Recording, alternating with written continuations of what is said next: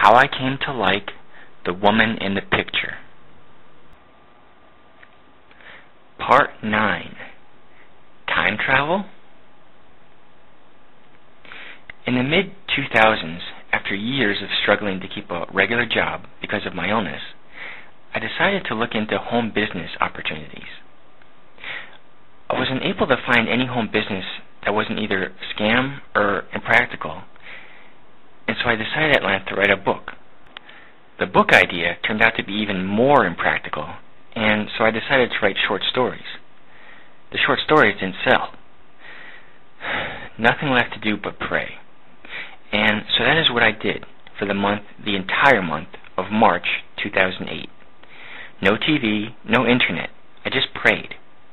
For hours, I would sit on my couch or kneel on my rug and just look up. Meanwhile, I was not alone. I had my Bible to read, and my most favorite book of all time, With Christ in the School of Prayer, which I kept by my bedside and read over and over again. The Holy Spirit, strangely though, had been quiet unto me all during the course of this 1 month of prayer. When the month was up, I had zero revelation as to what God wanted me to do next. Meanwhile, I began to get sicker. Soon, I was a bedridden basket case, and would stay this way for about a year. In April of 2009, I was still sick. Granted, I was feeling a little bit better. It was one night anyway during April of 2009 that I had a strange and vivid dream. In this dream, I was at a cocktail party at a friend's house. Everyone there appeared to know me, but I didn't know any of them. As the dream progressed, I learned that it was 1996, I was an engineer, and that this was a company party. Here was a picture of me, it would have seemed, in an alternative reality, one in which I had gone on to graduate from college back in the 90s and become an engineer instead of dropping out of school. I found the dream intriguing, just intriguing. However, then about a week later, after having this dream, I was bored and decided to search online for a movie to watch. Free online movies are hard to come by, but finally I found a website that was like the Japanese version of YouTube. Granted, the choice of movies on this website was limited. I ended up watching a movie I had never seen before called The Never-Ending Story. It was a kid's movie, kind of boring, but the final scene with the childlike empress was anything but boring. I watched this scene over and over again. This was something important, I told myself, only I didn't know what. In the following excerpt from this movie, The Never-Ending Story, the childlike empress calls out from across worlds for Bastian, a boy from our world, to call her name, and as it were come rescue her, as well her world. Now the theme of this movie, The Never-Ending Story, is that of resurrection and new beginnings, and dreams made real. The title song from this movie struck me no less, although I didn't at the time quite know why. Listening to this song now, though, in 2012, a few things for sure stand out. The following excerpt is not from the movie itself, but from the music video made of the title song. Be aware that I had not, in the spring of 2009, pinpointed the seeming connection here in regards to the woman, or in this case the girl, in the picture, only I had sensed there was something here which was important.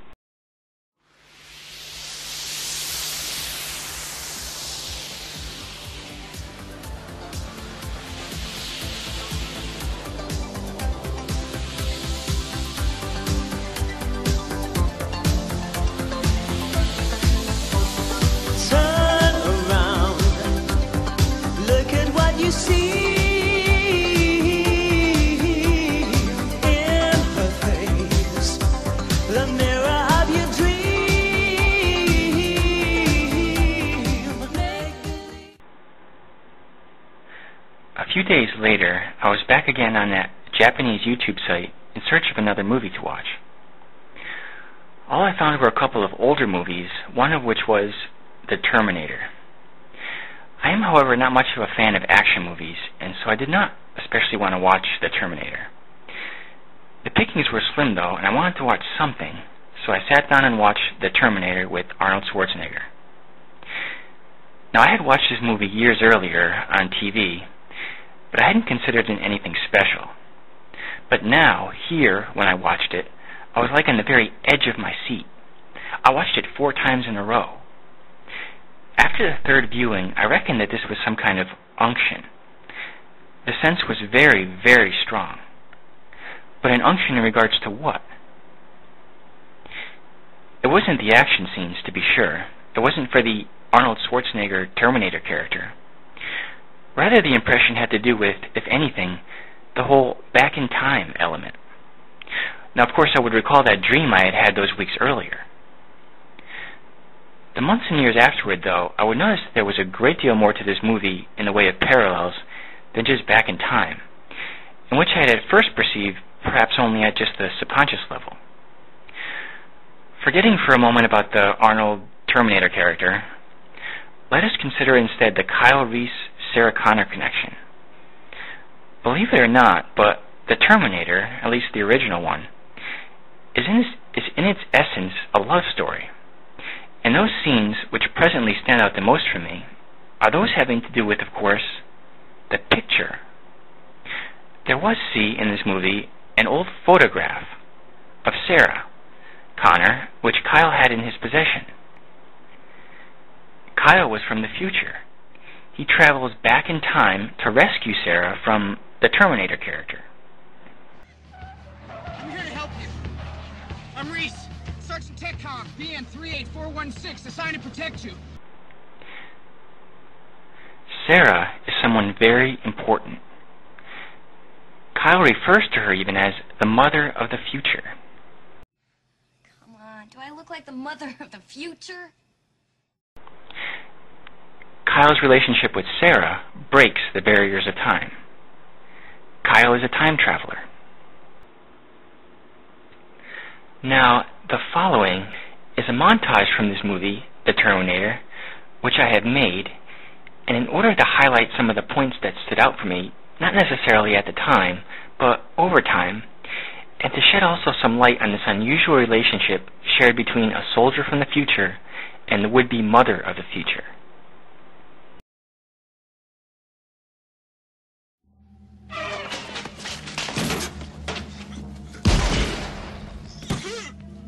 What day is it? The date? 12th, May, Thursday. What year?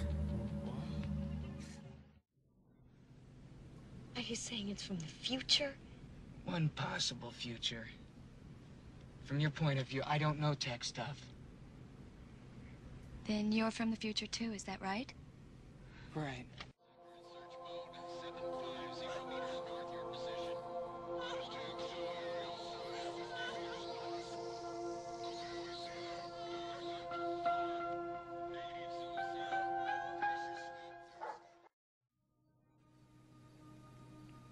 John Connor gave me a picture of you once. I didn't know why at the time. It's very old. Torn. Faded. You were young like you are now. You seemed just a little sad. I used to always wonder what you were thinking at that moment. I memorized every line. Every curve. I came across Time for You, Sarah.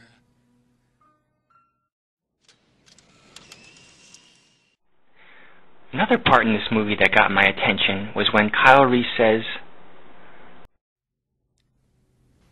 There was a nuclear war. A few years from now. All this whole place, everything, it's gone. Just gone. It was around this time also that I had a dream in like regards, and which had to do with, of all things, Hartford, Connecticut. What I saw in my dream was the following. This is what is known as the Onion Dome. It is a Hartford, Connecticut landmark, and anybody who has ever traveled up Interstate 91 in central Connecticut cannot do otherwise than notice it. Only the Onion Dome in my dream wasn't situated here, but rather here. In this dream I had just gotten off of a train. There I stood on a train station platform with a group of others. We could see the city of Hartford laid out before us. A mist, evidently it was morning, or were those coal fumes, enveloped the city. It was the Hartford skyline that we saw, only there were no skyscrapers here, and the highest points looked to be church steeples. Everything looked and felt very turn-of-the-century-ish. It reminded me of something from out of, like, Mary Poppins. The Onion Dome in Hartford I indeed knew to be old. From the 1950s, maybe? Soon after having this dream, I decided to ask a friend who was also from Connecticut if he might know just how old the dome is. He said that it was probably older than 1950. I went on Wikipedia and found out that the Colt Armory, because that's what the building is called, the factory which is topped by this dome, had been constructed in 1867. Yeah, that's a bit older than 1950. A week or so after having this dream, I then heard a most unusual sermon. It was on the subject of all things, teleportation. The reading was from the book of Acts. Acts 8 to be precise, and this is in regards the Apostle Philip and his ministering to an Ethiopian eunuch. And when they were come up out of the water, the Spirit of the Lord caught away Philip, that the eunuch saw him no more, and he went on his way rejoicing.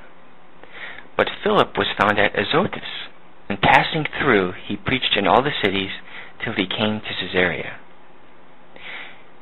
In the new earth, the pastor said, this is how we are going to travel, by teleportation. Now the Bible word sometimes otherwise used is not teleportation, but translation. God takes us from one place to another, thousands of miles away even, just like that. I'm mused upon this sermon as one who thinks that it is the absolute craziest thing he has ever heard, and yet wants to know more. The many time travel, back in time coincidences which I ended up having that spring of 2009 were indeed uncanny, and by their sheer number, they at least made me think. In addition, a new movie came out that spring. It was called The Time Traveler's Wife.